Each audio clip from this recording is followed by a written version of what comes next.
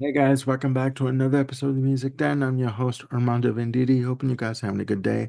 And above all else, that you're looking after yourselves and one another. Ladies and gentlemen, I want to welcome you back to another segment of Is This Prog? Now, the band and the album I'm going to be talking about today. First of all, the band I haven't spoken about in quite a while. And the album that I'm going to be talking about to fans of this band, to some fans, I should say, it's considered one of their best. And to the casual fan of this band, it's considered, just a mediocre album. The band in question is Rush, and the album we're going to be talking about today in Is This Prog is Caress of Steel.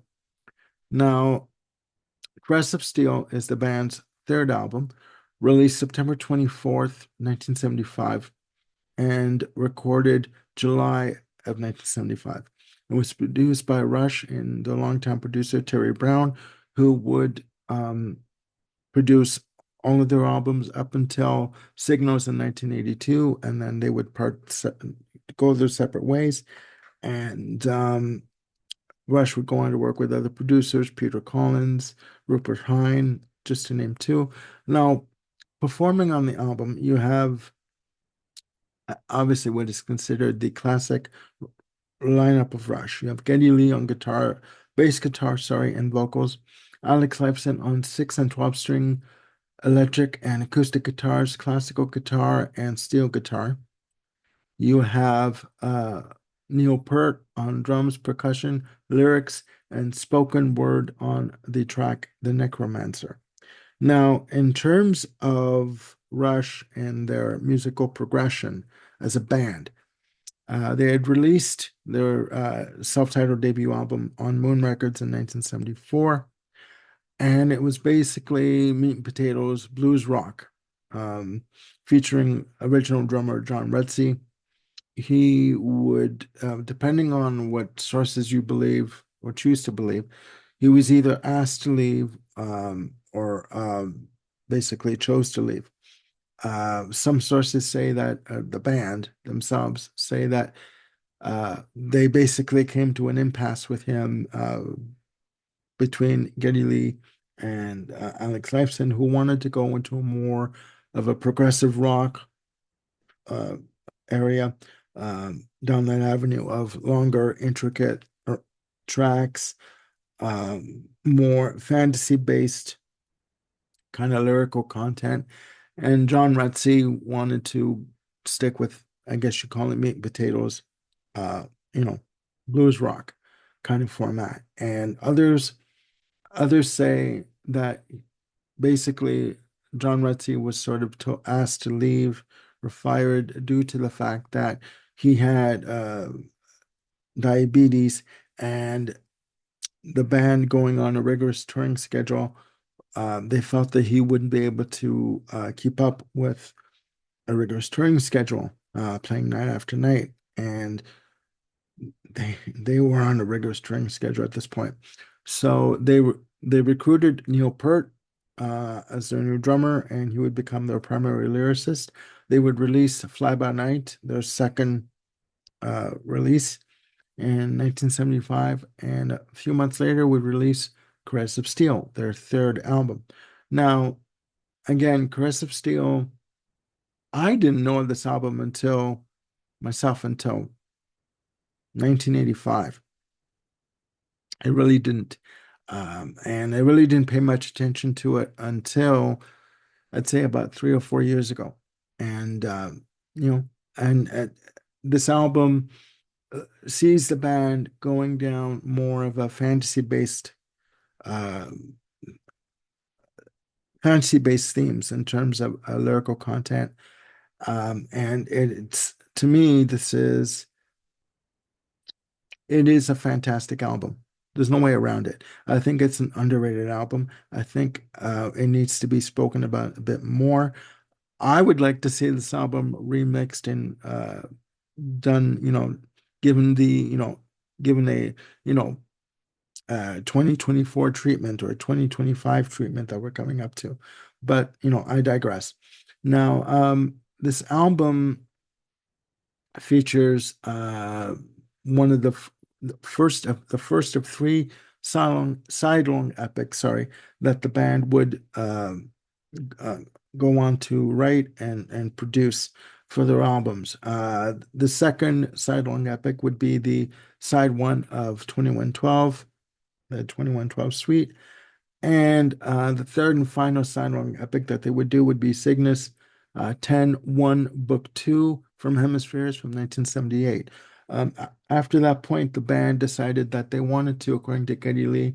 I remember watching him do an interview for British television during a sound check, that the band wanted to reinvent what it meant to be a progressive rock band.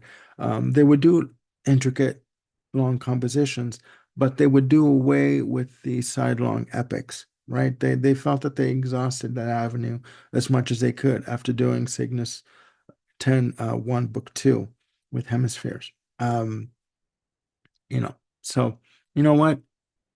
Every band has the right to go off into whatever musical direction they wanted to go off into, right? So with Caress of Steel, um, there are five tracks in total. The Fountain of Lamneth takes up all of side two at 19 minutes and change, but we'll get into that. Now, the album starts off, and again, the lyrics on this album, I should say, before I get into the songs, they're pretty deep and philosophical, introspective on one track in particular. And they do dive into the lake of fantasy uh, wholeheartedly on this album. It starts off with the track Bastille Day. Fantastic track, heavy as all get out, beautiful rhythm guitar, a lot of bottom end on this album in terms of rhythm guitar from Alex Lifeson. He plays the shit out of the guitar on this album. And the lyrical content for Bastille Day talks about the storming of the Bastille during the French Revolution. Okay. Track two, short little track, 3 minutes and 41 seconds. I think I'm going bald. The source that I got the information from, um, when I first looked up this track, the inspiration apparently from the source that I read for this track was it was sort of like a takeoff on Going Blind from Kiss.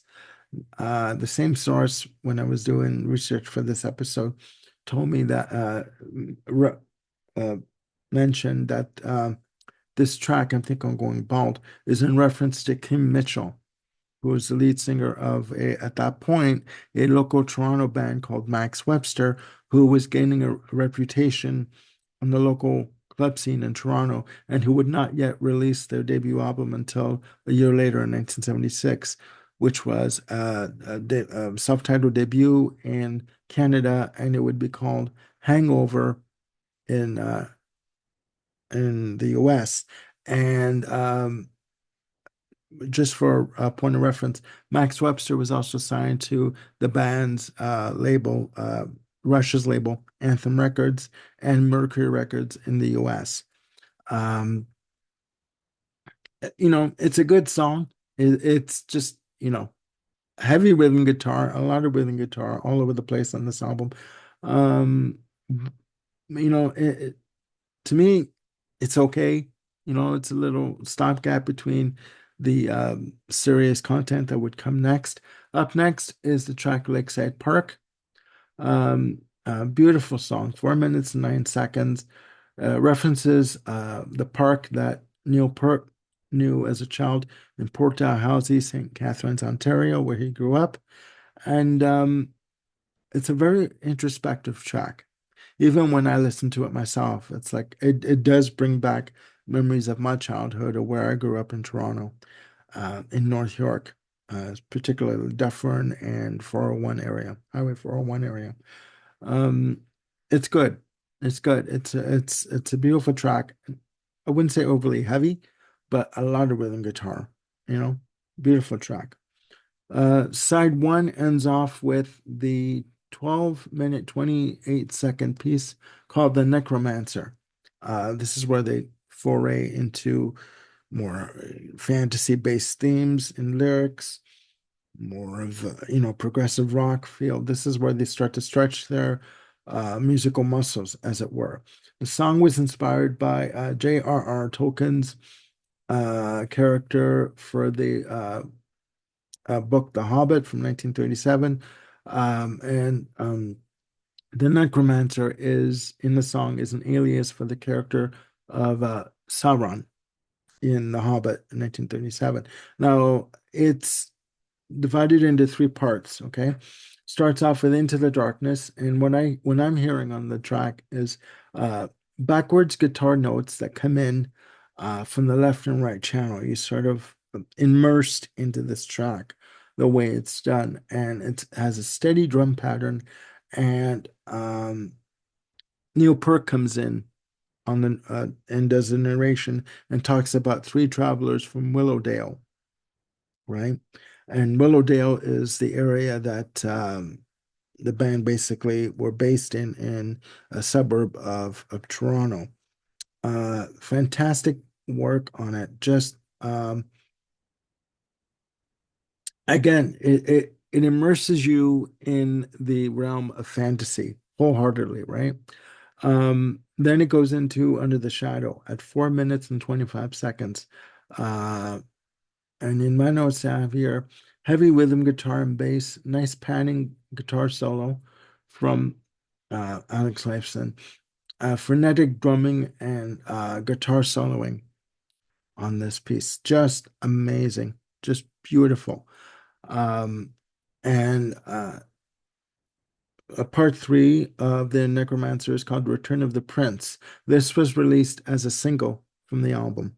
Um, when the album first came out in 1975. And in my notes I have here, has the return of the character of Bytor from Bytor and the Snow Dog. Although in this track, he comes back as a hero in this piece. It's just amazing. A nice mid-tempo pace, great guitar tone. I love Alex Lifeson's guitar tone on this album, on any album, but this album, it's rich, sorry, lush, really full, and he's not afraid to even use some fuzz guitar on this track or on the album as a whole. Um, and it does a nice sort of peter out, like fade out on it peters out slowly and fades out on side one, and it's a good way to end off side one, you know. Now, side two is the song epic, The Fountain of Lamneth. And according to the notes that I read that I have here, it chronicles a man's journey in his search for the Fountain of Lamneth. Obviously mythical, fantasy based, but it is fantastic. Again, 19 minutes and 57 seconds. So basically a 20-minute track. And for a band to um, pretty much an untested band in terms of musical chart success. Again, they were building up, a fan base, in terms of doing live gigs, but in terms of chart success, they were pretty much unproven, right? Um, in my opinion, to do a sidelong epic on your third album when you're pretty much starting out, it's pretty ballsy. Okay, so we'll get into this now. The Fountain of Lamneth, it's separated into many sections. Okay, it's got six sections to it, and I'll go through them briefly with you. In the Valley, it starts off with the track In the Valley at 4 minutes and 18 seconds. In my notes, I have your nice acoustic guitar intro, uh, intricate time changes on this track. And this is what in this track, because of the switching back and forth between uh, the soft pastoral acoustic passages and the hard rock passages, I say that I always say there's a good use of light and shade. That's what I call light and shade. Where for me, light is the more again pastoral passages with acoustic guitar and soft electric guitar passages with the heavy rock and intricate drumming that come in on this track. Um, okay. Part two, it's a minute long track, and I hope I say this right. Didax and Narpets. It's a minute 8 second drum solo. It's a very rhythmic drum solo, and some guitar flourishes that come in towards the end. And at one point at the end of the track, you hear Neil Peart yell, "Listen!" And according to Neil Peart, um, it was an argument. It was supposed to be representing an argument between good and evil, right, on this track. Only a minute and 8 seconds, but very effective. The drumming and percussion on this piece, of this section of the track, is very effective, and he plays like a monster on this track on this album overall. Part three is called "No One at the Bridge," 4 minutes and 21 seconds.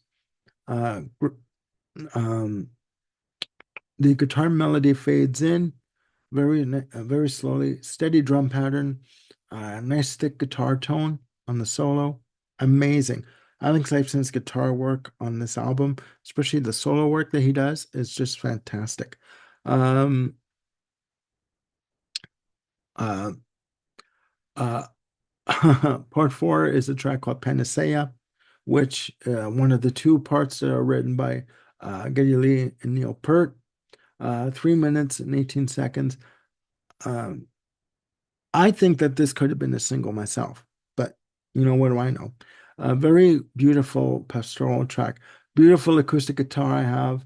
Uh, Guitar notes come in on the right channel, sort of like it's almost trying to kind of like bust through the uh, the speaker, right? They kind of like sort of like little guitar bursts that come in on the right channel. Fantastic work, fantastic. Very again pastoral passages on this track. Um, okay, part five is a piece called Plateau, and again, it's a second passage written by Lee and Peart together, 3 minutes and 15 seconds. And to me, it's has contains lyrics of reflection. The guy's on his journey, and he's wondering whether or not he'll ever find the Fountain of Lamneth, and whether or not it was worth going through this. You know what I mean? But it's a fantastic piece of work. Um, and that's part five. Part six is The Fountain, which clocks in at 3 minutes and 50 seconds. And it's basically a return to the musical passages from In the Valley, with the soft acoustic pastoral passage. It goes into again the heavy rhythm guitar and drumming that comes in, and it again because it's a repeat of In the Valley. It ties the whole section together, the whole side of the piece together, and beautiful guitar tone on this, really thick, distinctive, heavy guitar tone, and beautiful acoustic guitar. Okay. And that is the end of side two of Caress of Steel.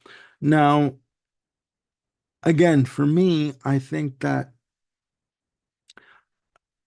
first of all, Rush were very much a band from the very beginning of their inception in 1968 that they always did whatever the hell they wanted to do musically.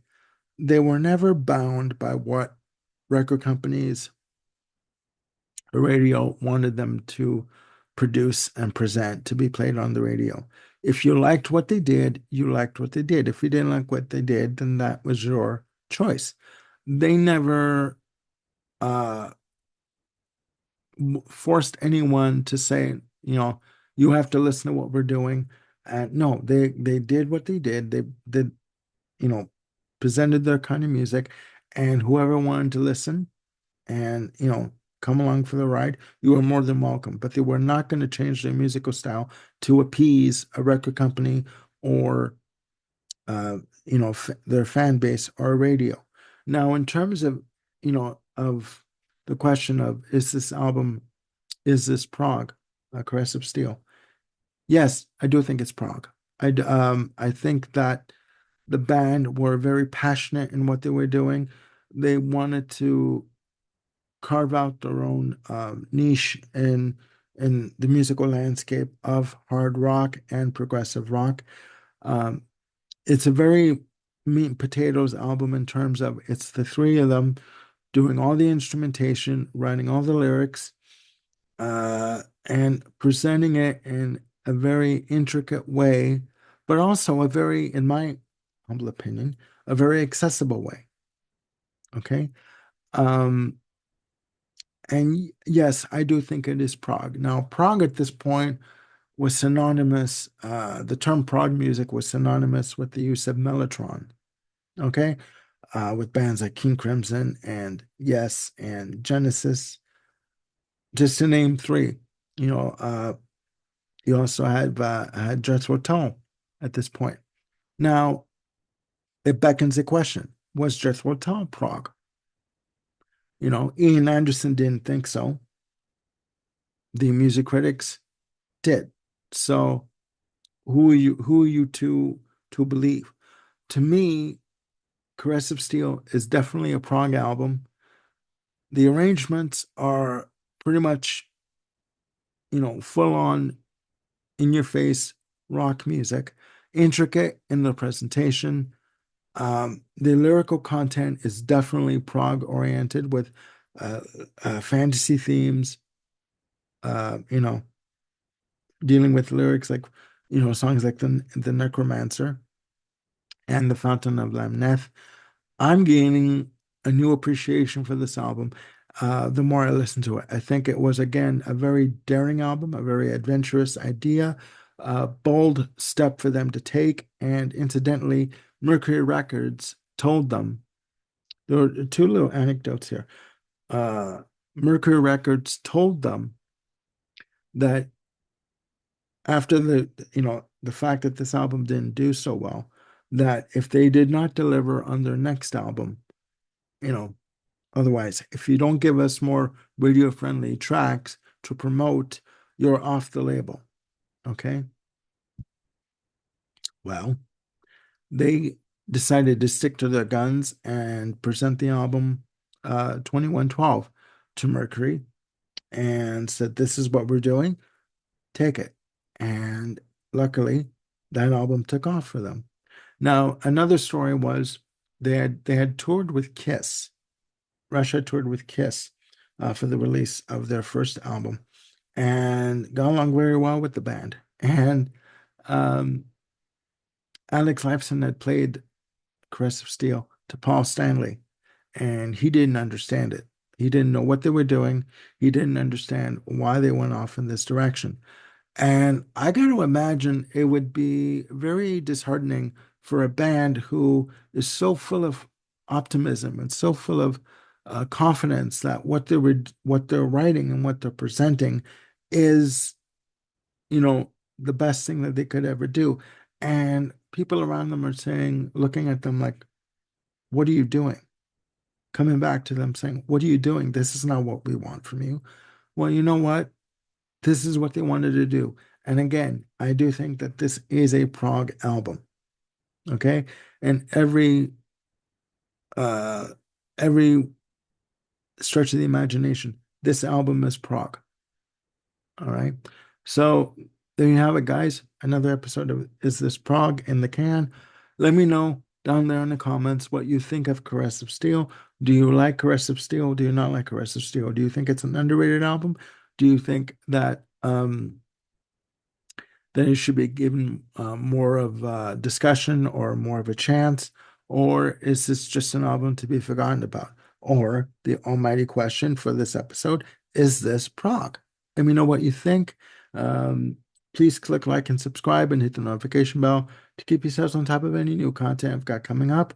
We've got more shows coming up with Bill Schuster, Ken Cheshire, and yes, the man of the hour, Jim Bricker. We're going to be doing more episodes coming up. We're doing an album ranking on Steven Wilson.